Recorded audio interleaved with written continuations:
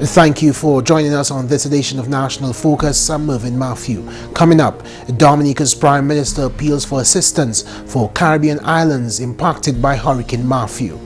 Honorable Prime Minister Skerrit donates $50,000 to the Goodwill Sports and Development Committee, and teachers from across the island converged in Saint-Sauveur on Friday to celebrate World Teachers' Day 2016. Stay with us for details of these and other stories after this.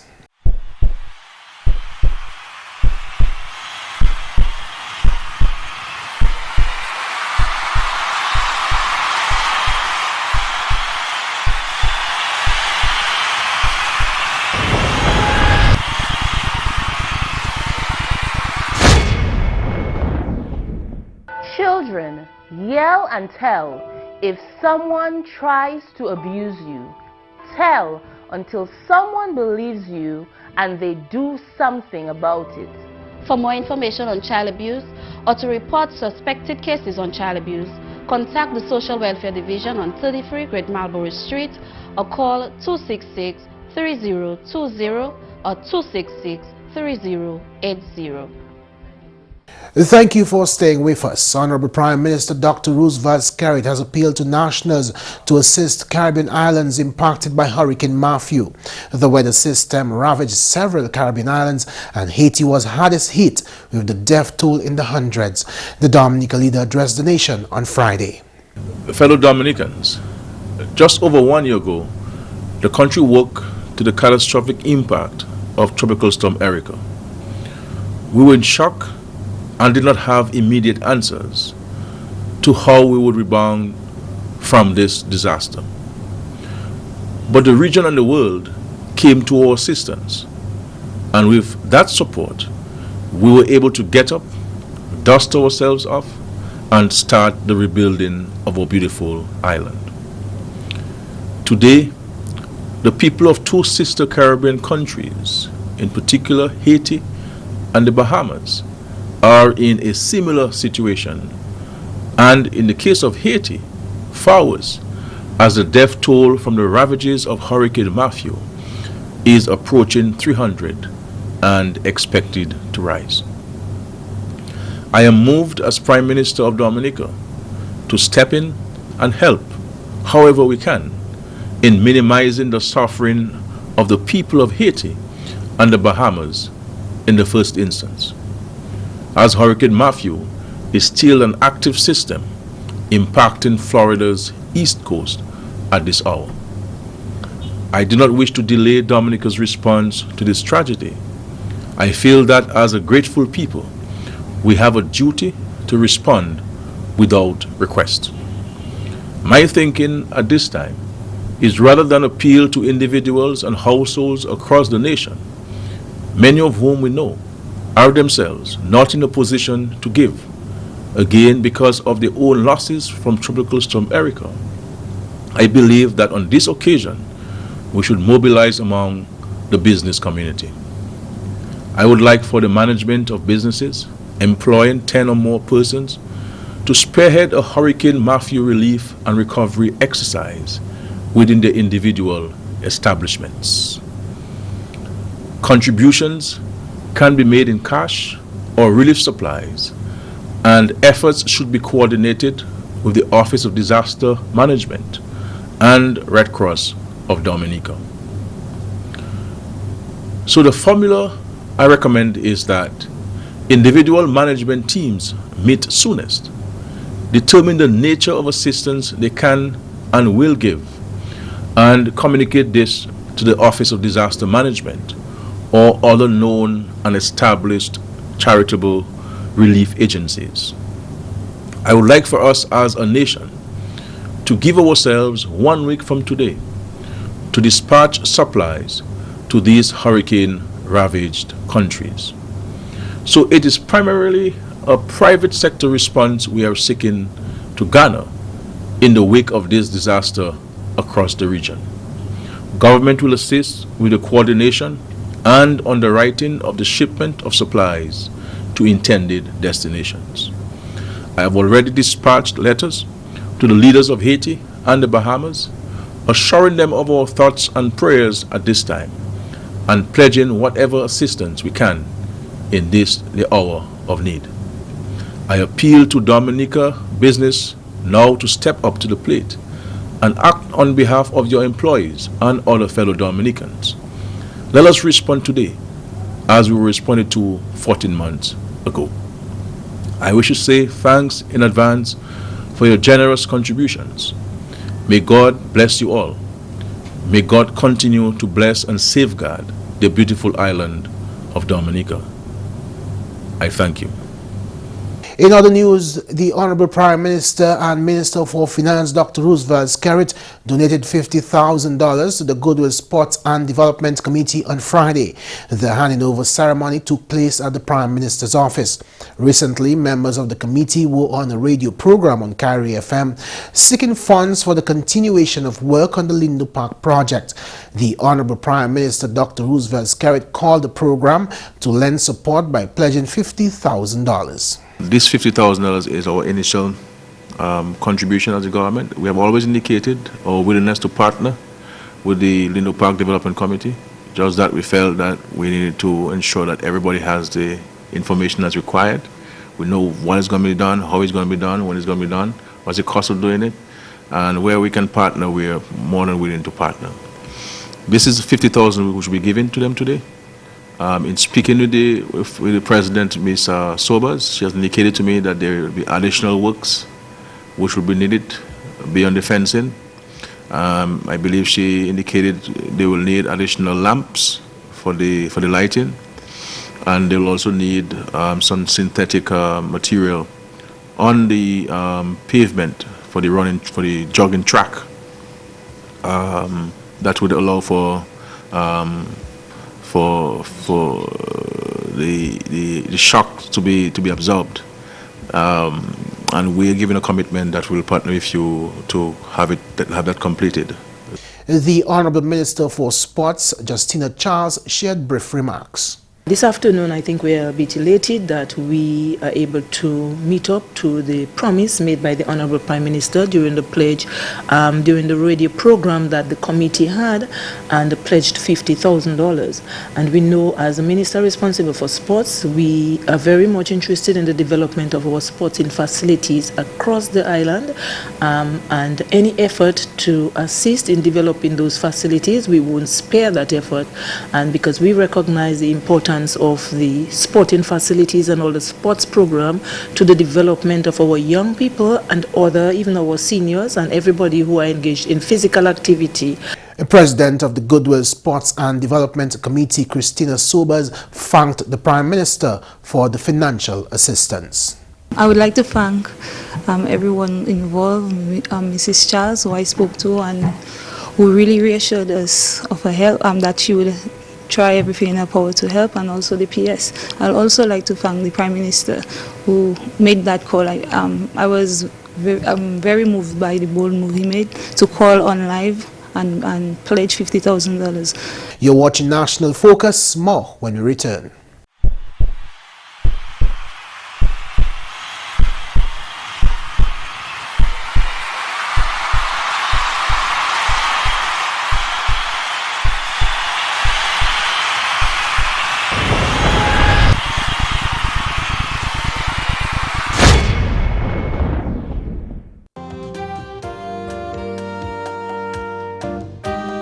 Let's have some fun, eh?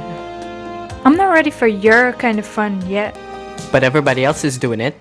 But I'm not everybody else. I'm me, and I want to do well in school. Well, you definitely get an A for attitude. I plan to get an A in life, and then I think of your kind of fun. So what am I to do in the meantime? You'll survive. Say no when you're not ready. Use condoms when you are. Welcome back. Teachers from across the islands converged in Saint-Sauveur on Friday to celebrate World Teachers Day 2016. This year's celebration was held under the theme, Valuing Teachers, Improving Their Status. The Honorable Minister for Education and Human Resource Development, Peter Saint-Jean, addressed teachers on the occasion. Teachers should be among the most valued professionals. You are the ones who prepare all other professionals for their career goals. You shape the future of our nation. You transform lives by allowing others to accomplish their dreams. You do all of this while sacrificing yourselves and your dreams, and to my mind, in the process, denying yourselves of accomplishing your own goals and aspirations, all in an effort to assist your students on their path to success. The Honorable Senator told teachers to consider their roles within the wider context of national development. Honorable Senator also urged the teachers to align their practices with the values they should exhibit to ensure maximum benefit for students. The Education Minister expressed deep gratitude to teachers for the work that they continue to do on a daily basis. He said that teachers should not only be recognized on Teachers' Day, but throughout the year. The day's activities began with a prayer service followed by a civil ceremony where teachers were addressed and awarded for their contribution to the education sector. Helios August, Margaret August, Diana Bernardine Augustine, Mary June Ostry, Glenn Dura, Adrian Henderson, Naphtali Joseph, Francisca Nicholas, Isabella Prentice, Edith Sanderson, Aphelstin Seraphine, Elizabeth Sarah, Marjorie Shillingford, Cynthia Stevenson, Robert St. John, and Madura Walter were honored during that ceremony. Member of Parliament for the Castlebruce constituency, Johnson Drago, welcomed the activity in his constituency. He remarked that the theme for this year's Teachers' Day brought into focus the critical role that teachers play. Teachers, it is your day to be appreciated and loved. It is such a grand occasion to pay tribute to our teachers for the priceless effort they expend in significantly modeling and shaping the lives of our children at all levels. As a result of your effort, we have seen the outstanding performance of our students at all structures of learning institutions, both locally and internationally. A guest speaker at the event was Chief Dental Officer Dr. Idalin Daru John. She brought to the fore a few issues which concerns teachers, such as respect and remuneration, but also reminded teachers to be responsible in their action towards the profession. She cautioned teachers to be mindful of the dress code in and out of work. President of the Dominica Teachers Association, Celia Nicholas, told GIS News that she was pleased with how the day's activities turned out. In spite of the negatives that it would not come out, I'm very pleased that the teachers did come out and everything went as planned, as you saw for yourself. Many challenges, but what I think is that is where the test of character comes, that in spite of, you do what you have to do. And the turnout was quite good. World Teachers' Day is celebrated on the 5th of October every year since 1994. GIS will bring you more from Teachers' Day event in Monday's newscast. In other news, executive members of the Caribbean Association of Local Authorities are in Dominica attending the annual biennial meeting under the theme Strengthening Our Commitment to Local Governance for National Building. The meeting was held at the Public Service Union building on Friday. In her address at the official opening ceremony, the Honorable Minister for Social Services, Lady Catherine Daniel, reaffirmed government's commitment to the advancement of the role of local authorities in Dominica. This current administration, under the leadership of our Prime Minister, is very committed to the advancement of the role of local authorities in the development of our country. And so central and local government work in partnership to ensure that each community gets its fair share of benefits, thereby strengthening our village councils and urban councils. The Honorable Minister remarked that Dominica will continue to be an example for other local authorities in the Caribbean. The institution of local government is well established in Dominica. In fact, Dominica's local government system, which is over 120 years old, has often been used as a model by other countries in the region. Let us hope that through this biennial meeting of Calgary, Dominica's system will continue to provide evidence of the best practices, which exemplified it as an excellent model of local governance, perhaps the best in the entire Caribbean. Honorable Daniel highlighted that CALGA and the Dominica Association of Local Authorities, DALCA, play an instrumental role in the development of local authorities in Dominica. The government of Dominica views DALCA and CALGA by extension as very valuable organizations with respect to the development and sustainability of local authorities in Dominica. DALCA has been a staunch partner in development as it relates to local authorities. It works closely with the local government division. In fact, their office is located in that division, and which is under the Ministry of Social Services, Family and Gender Affairs. And DALCA provides oversight, direction, and support to local authorities around Dominica. A manager of CALGA, Joy Kubal, gave an overview of CALGA. CALGA about promoting good governance and local democracy in the Caribbean. That is what CALGA does, and that's what CALGA is about. CALGA, the Caribbean Association of Local Government Authorities, was officially launched in November of 1992. CALGA is a non-profit organization. It is incorporated under the Companies Act of 1995 of Trinidad and Tobago. The membership extends to national local government associations, local authorities, local government ministries and departments within CARICOM member states, particularly those countries that do not have a local government association. And finally, this news time, the 13th annual Flow Creole in the Park is anticipated to attract patrons from around the globe and is being promoted as the biggest event of the year leading up to the World Creole Music Festival. The official launching ceremony of the event, scheduled for October 24 to 27, was held on Thursday at the Fortune Hotel. The Honorable Tourism Minister, Senator Robert Tong, pledged the support and collaboration of his ministry for the staging of the annual event. In this event, we bring together many of these attributes and skills that define our Dominican culture and civilization. We are much more adept than others to preparing the best Creole meals, creating music and other art forms to tell our story and highlight the achievements of our nation, 38 years. But we also create the conditions for cultural entrepreneurs to sell their goods and services to the many visitors and locals who will attend these 4 days of amazing event. Director of Tourism Colin Piper applauded Flow for its dedication to hosting the Creole in the Park event for these 14 years. He considers it admirable that Flow would invest such an amount of human and financial resources into the event. Flow, you are obligating your company to a financial investment. And granted, there are marketing and promotional benefits for you, which are understandable, but I choose to focus on the overall benefit to the nation that such activities accrue, such as boosting economic activities, extending the window of activities so that visitors have more to see and do, and particularly at this time, although 1 year gone, still post-Erica. I believe Flow has demonstrated the ability to deliver. Their longevity in hosting and funding this event is a testament to their support for Dominica's culture.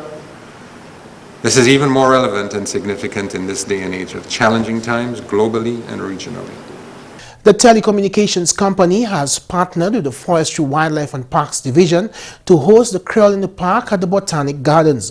Director of the Forestry, Wildlife and Parks Division, Minchinton Burton, revealed that through the donation of the event's part proceeds from gate receipts, the division has been able to undertake significant upgrade and maintenance of the Botanic Gardens. We therefore appeal to the various patrons of the Creole in the Park event to help us in ensuring the upkeep of the Botanic Gardens, even while we go about enjoying ourselves and immersing in these 4 days of exclusive cultural expressions. Please assist us in protecting the irrigation infrastructure installed at the Botanic Gardens. Every effort should be made to avoid damage to the sprinklers and valve boxes. Also, vendors in particular should avoid driving across the lawns while in the process of transporting supplies, equipment, etc. We would also like to appeal to the motoring public to please cooperate with the police and security personnel by avoiding the parking of motor vehicles within the precincts of the Botanic Gardens during the staging of the event. General Manager Flo Jeffrey Baptist says the event is the company's way of reaffirming the preservation, promotion and protection of the Dominican culture. Curl in the Park presents an opportunity where all of us can stand at the same place for the same purpose, and that is the promotion, protection and preservation of our cultural heritage. And I sincerely think there's a great opportunity for us to do better with it. What we do with Curl in the Park is we package what is uniquely Dominican and we present it in a very rich cultural village. So the Botanic Gardens is transformed into this cultural village, and what we essentially do is to put on center stage what is uniquely Dominican and present it to the world, and so that's what it really is. We stand very resolute in our commitment to continue to present this event. The event will feature the Ultrasound Band, Ecstasy, Lucas Band, Midnight Groovers, Calypsonians, First Serenade Band, Triple K, Asa Banton, Ibis Lawrence, Breve and Dexter Dabbs. And that's all for this edition of National Focus. We always welcome your suggestions and comments. Drop us an email at gis@dominica.gov.dm or visit our website news.gov.dm. Like our Facebook page, facebook.com/GIS News Dominica, and follow our Twitter at GIS Dominica. You can also catch up on past National Focus newscasts on our GIS Dominica YouTube channel. Live streaming is also available on our YouTube channel 24 hours a day. From all of us here, the GIS News production team, I'm Mervin Matthew. Thanks for watching and have a great weekend.